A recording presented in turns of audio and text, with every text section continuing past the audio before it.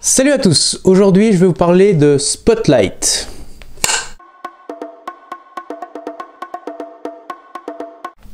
Alors le pitch, le Boston Globe est un grand journal de Boston, un peu comme Le Monde chez nous ou le New York Times. Et la rédaction voit arriver un nouveau patron qui dit voilà, je voudrais qu'on rénove un petit peu le lectorat parce que le lectorat est en baisse.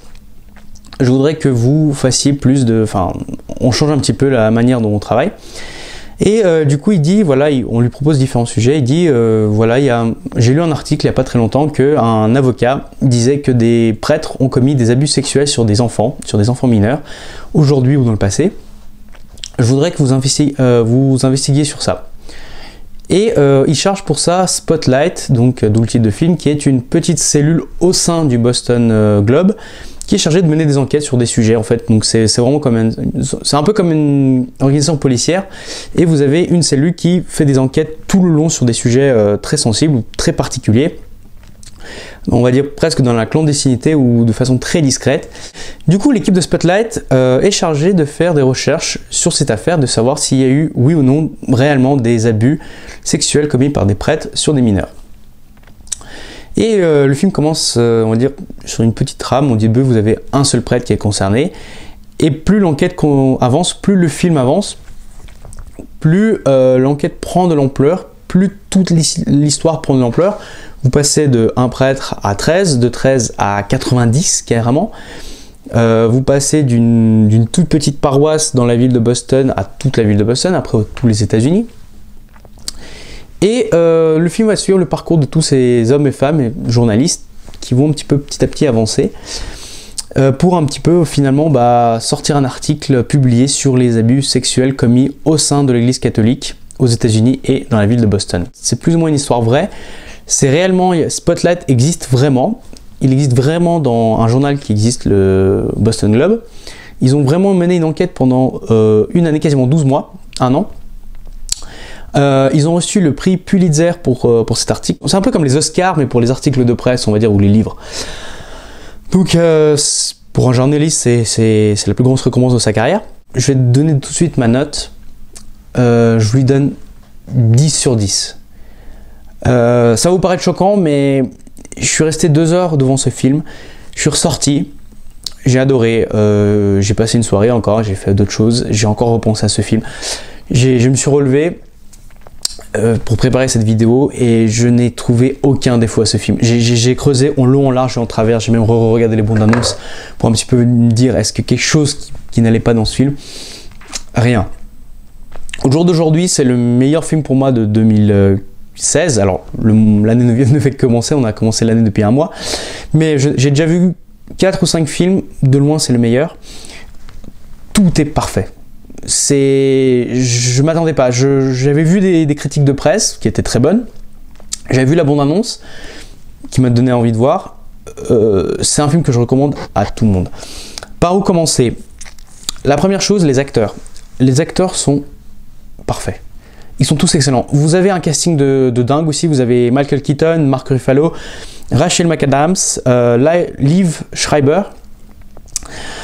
Ils sont tous très bons parce qu'ils restent tous dans leur rôle. Il n'y a personne qui tire la couverture sur lui. Mention spéciale à Mark Ruffalo quand même, parce que lui il est juste parfait. Ça fait bizarre de le voir dans d'autres rôles que Hulk ces derniers temps. Si vous voulez, le sens du film, c'est qu'ils sont tous imprégnés de leur personnage. Et ils ont tous des petits tics en fait. C'est à ça qu'on voit un petit peu en film, comment on va rentrer dans le personnage. C'est que l'acteur va avoir des tics propres à son personnage. Mark Ruffalo le fait très bien. Par exemple, il met toujours les mains dans les poches quand il parle. Michael Keaton, il s'assoit d'une façon particulière. L'un des avocats, quand il parle, il a tendance à tourner un peu sa bague dans ses mains. C'est des petites choses, c'est des petits détails qui font que waouh, on vit le film, les gens ils vivent leur film, ils sont pas là en train d'interpréter quelque chose, non, ils ont vraiment compris le sens et ils sont vraiment en train de vivre leur histoire. Donc déjà au niveau du casting, c'est juste génial. Vous avez aussi un grand avantage au niveau du rythme du film et du sérieux. Le film est très bien construit, il est génial. Il est très monotone, il est relativement long, il fait 2 heures, mais on a l'impression qu'il dure beaucoup plus. Il est très monotone parce que vous n'avez pas de grands excès de musique ou de motivation, de rythme. le film reste toujours sur la même note. C'est très linéaire, ce qui fait que bah voilà, vous poursuivez vraiment une enquête journalistique. C'est très bizarre parce que quand vous allez voir ce film qui est sur le journalisme, ça vous fait une grande césure par rapport à tous les reportages que vous pouvez voir sur TF1 ou M6, comme par exemple Capital, Complément d'enquête, 7 à 8, où vous savez, les mecs, à un moment donné, quand il y a un poil d'action juste parce que la police elle prend une voiture, les mecs qui te balancent du Hans Zimmer de Inception, bon bah ça, quand c'est vachement rythmé. Non, là, c'est toujours sérieux, on prend toujours tout au sérieux, il n'y a pas d'écart, il n'y a pas de quelque chose qu'on va dire, on va mettre excessivement en plus. Tout est maîtrisé, le film est maîtrisé de A à Z. Le réalisateur, il a voulu montrer quelque chose, il l'a montré. Alors qu'à un moment donné, il y a eu de la fantaisie ou quoi. Donc c'est ça qui me plaît déjà, c'est ce grand sérieux. En plus, comme je l'ai dit tout à l'heure, au niveau de la musique est magistralement maîtrisée. Des fois, vous avez dans les films, on met de la musique là où il faut pas. Ici, tout l'inverse. On met toujours la musique au bon moment. On met surtout la musique sur des longs plans, on va dire, qui sont un petit peu des plans séquences ou des plans des plans d'exposition. À un moment donné, par exemple, il y a une bibliothécaire, elle rassemble tous les documents concernant des prêtres ou quelque chose d'autre. Et là, on met un petit peu de musique. Mais on met des musiques vraiment douces, un peu de piano par exemple souvent. Dès que les personnages, par exemple, ils rentrent dans un bureau et ils commencent à parler, la musique, elle va progressivement s'arrêter. Elle va pas s'arrêter net, mais elle va s'arrêter petit à petit. Ce qui fait que dès que l'acteur commence à parler, il n'y a plus de musique. Tout votre esprit est concentré sur la conversation. Il n'y a pas de vieille musique, il n'y a pas de vieux détails. Non. Tout le film repose sur, on va dire, il n'y a pas de superflu dans ce film. On va à l'essentiel. C'est ça qui est bien. Après, ce que le grand point fort du film aussi, j'ai trouvé. Alors, je ne sais pas si c'est le réalisateur, il y a une pression du studio. Est-ce qu'il voulait le faire? J'avais très peur que le film se concentre sur le tapage médiatique sur l'église. Vous savez, bête et méchant, genre église égale prêtre, prêtre égale pédophile, tout le monde est pédophile. Ici, ce n'est pas le cas. C'est une grande peur que j'avais. Je me disais, c'est juste un film, on va dire, très manichéen. Ce n'est rien. On voit que les journalistes, c'est vraiment ce qui est marrant, ce qui est bien fait, c'est que on montre un travail de journalisme avec un grand J. Du grand journalisme, c'est quand vous faites vraiment des enquêtes sur des sujets sensibles qui sont là pour apporter, on va dire, mettre spotlight justement, mettre la lumière sur des sujets et dire la vérité, partager la vérité avec les gens. Un exemple très connu, Les Hommes du Président, qui justement qui est un film et qui est une histoire vraie aussi, qui suivait le parcours des journalistes qui investiguaient sur le scandale de Watergate dans lequel était empêtré Nixon. C'est la même chose, c'est du journalisme, un grand J, c'est vraiment des gens qui mènent des enquêtes, c'est comme des policiers. Et c'est très intéressant parce que ce film déjà rend un grand respect et un hommage à ce métier. Ils ne présentent pas juste des mecs qui écrivent de la merde derrière ou prennent des photos. Non, c'est vraiment des gens qui rassemblent des preuves. Ils vont étudier des gens, ils posent des questions aux gens. Donc il y a un vrai travail dessus et ce film montre leur travail. Il montre qu'une enquête peut durer 1 an. C'est pas genre le mec qui s'est dit putain, je sais pas quoi faire ce week-end, on va imprimer une histoire sur des prêtres pédophiles. Non, il y a tout un travail qui est fait derrière. Le film montre que surtout que les journalistes s'intéressent à, on va dire, à l'institution, à ce qui s'est passé avec les prêtres en fait. Ils sont pas là en train de dire je vais taper l'église, tous les prêtres c'est des pédophiles, non. Vous avez l'église qui est une institution.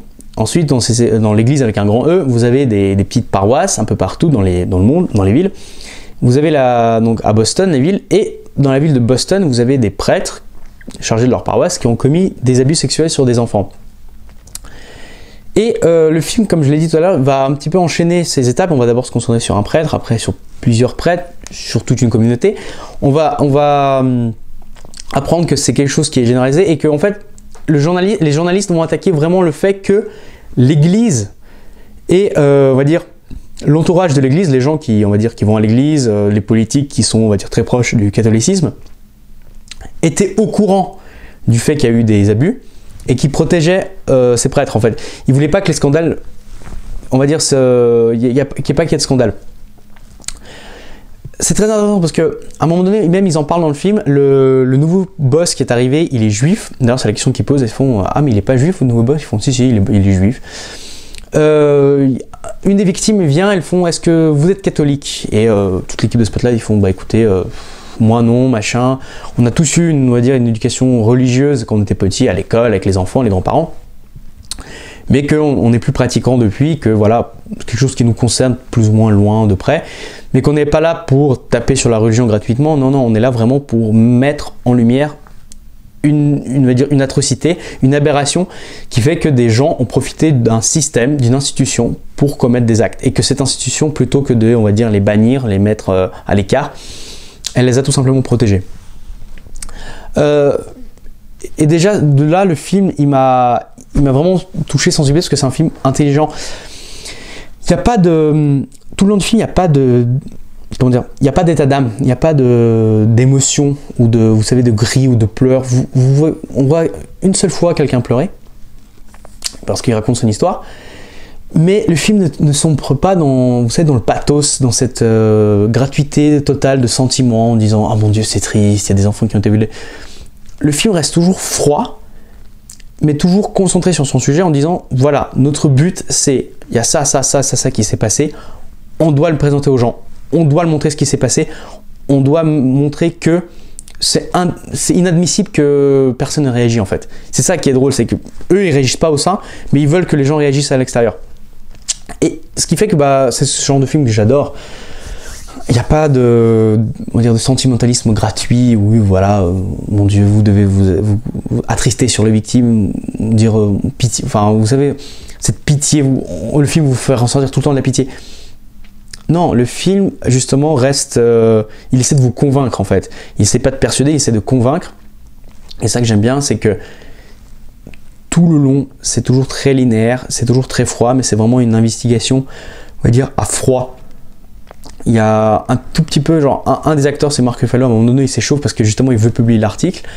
Et que derrière, son éditeur, son patron, ils disent non, on ne peut pas publier l'article n'importe comment parce que il faut que nous, derrière, on ait des preuves solides pour le publier. Il faut que tout ce qu'on dit soit vrai, authentifié, parce que ici, il y a un moins de petit écart. Tout le monde va nous tomber dessus. L'église catholique va nous défoncer derrière aussi en disant bah non, c'est faux, vous avez exagéré. Et que lui, évidemment, il est révolté. Mais ça montre aussi que c'est un travail très minutieux, très miraculeux, enfin très minutieux, pardon.